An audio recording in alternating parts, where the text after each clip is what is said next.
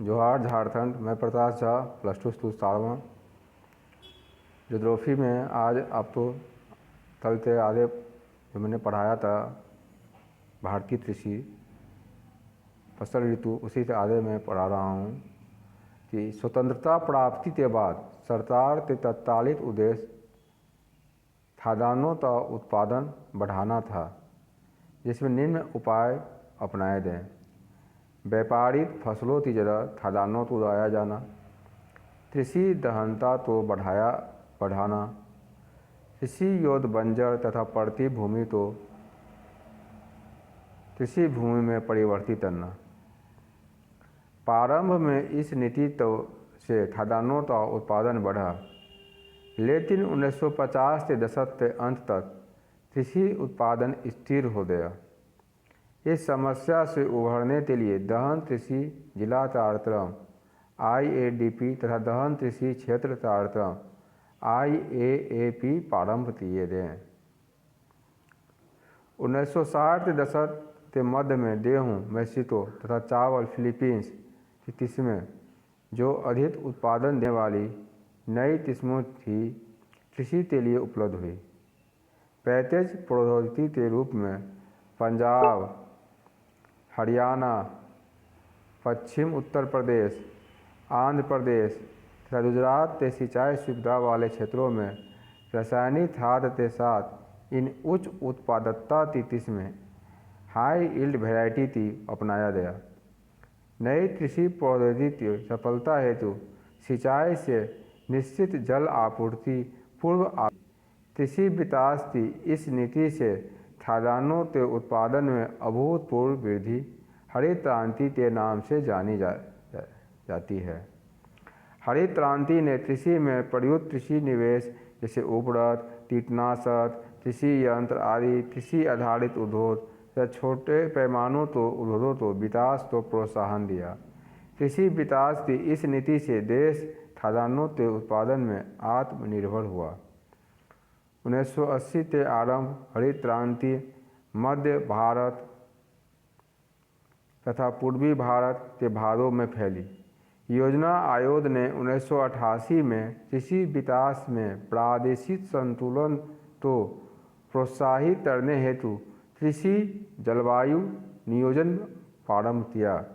इसने कृषि, पशुपालन तथा जल कृषि के विकास हेतु संसाधनों के विकास पर भी बल दिया गया। ग्रामीण अवसंरचना विकास में भी कमी, फसल के समर्थन मूल्य तथा बीजों, कीटनाशकों पर छूट में कटौती तथा ग्रामीण ऋण उपलब्धता में रुकावटें अंतर प्रादेशिक तथा अंतर वैश्विक विषमता पैदा कर सकते हैं।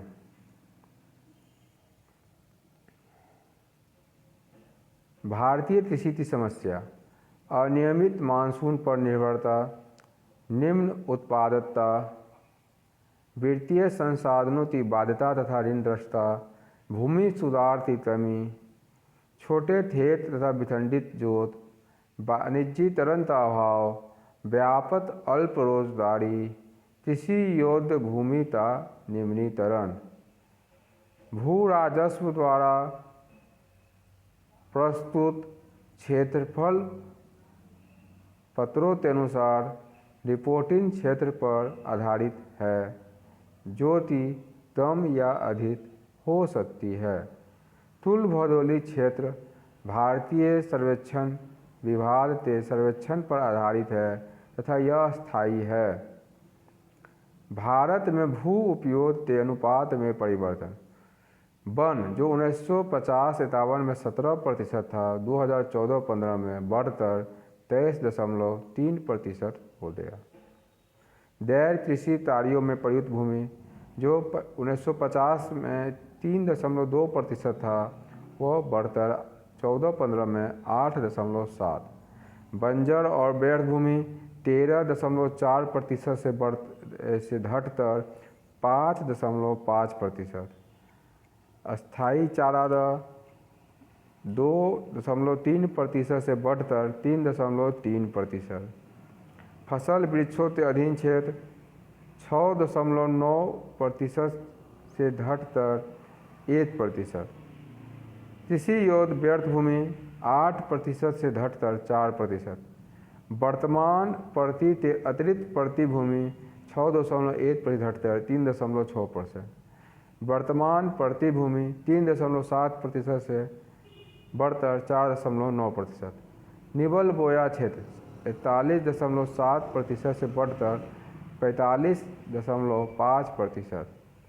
कृषि दहनता तो सूत्र है सतल बोयादिया क्षेत्र × 100 और डिवाइड बाय निवल बोयादिया क्षेत्र।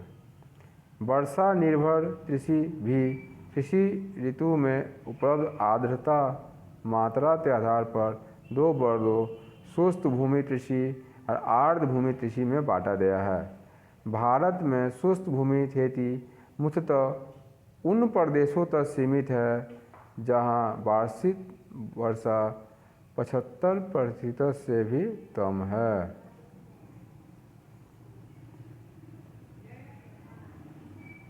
जल संसाधन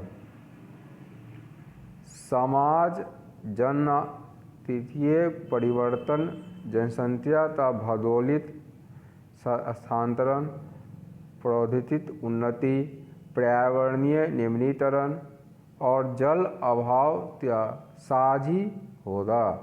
जल एक क्षत्रिय संसाधन है जो पृथ्वी पर प्रचुर मात्रा में पाया जाता है। पृथ्वी का लगभग 71% धरातल पानी से आच्छादित है, परंतु अलवणीय जल तुल जल का केवल लगभग 3% ही है। भारत में विश्व के धरातलीय क्षेत्र का लगभग 2.45% जल संसाधनों का 4%, जनसंख्या का लगभग 16% भाग पाया जाता है। देश में एक वर्ष में वर्षण से प्राप्त कुल जल की मात्रा लगभग 4000 घन किलोमीटर है। देश में कुल उपयोगी जल संसाधन 1122 घन किलोमीटर है। धरातलीय जल के 4 मुख्य स्रोत नदियाँ, झीलें, तलैया और तालाब हैं। देश में कुल नदियों का उन सहायक नदियों जिनकी लंबाई 1.6 किमी से अधिक है तो मिलाकर 10,360 नदियाँ हैं। भारत में सभी नदी बेसिनों में औसत वार्षिक प्रवाह 1869 घन किमी होने का अनुमान किया गया है, लेकिन स्थलांतरित जलीय और अन्य दबावों के कारण प्राप्त धरातलीय जल का केवल लगभग 690 घन किलोमीटर यानी 32% ही जल का उपयोग किया जा सकता है। देश में कुल पुनर्पूर्ति योग्य भौम जल संसाधन लगभग 432 घन किलोमीटर हैं। उत्तर पश्चिमी प्रदेश और दक्षिणी भारत के कुल भागों के नदी बेसिनों में भौम जल उपयोग अपेक्षाकृत अधिक है। पंजाब, हरियाणा, राजस्थान और तमिलनाडु में भौम जल का उपयोग अधिक है। छत्तीसगढ़, उड़ीसा, केरल में भौम जल क्षमता का कम उपयोग करते हैं। गुजरात, उत्तर प्रदेश, बिहार, त्रिपुरा और महाराष्ट्र में भौम जल संसाधनों का मध्यम दर से उपयोग कर रहे हैं।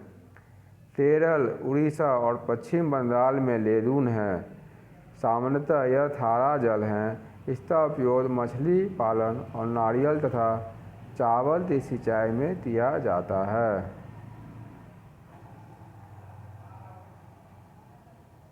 कृषि में धरातलीय जल का